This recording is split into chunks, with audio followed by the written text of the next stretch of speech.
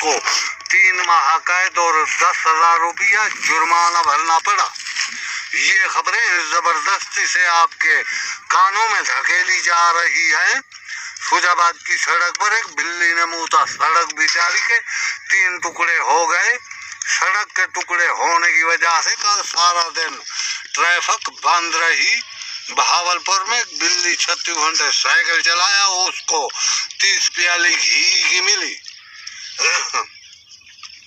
ये खबरें जबरदस्ती से आपके कानों में धकेली जा रही है। फैजाबाद की छप्पर मंडी में धमाके की वजह से 3 मूलियां जख्मी, 3 घुंघरू लापता और 3 हिंदवाने फौत हो चुके हैं।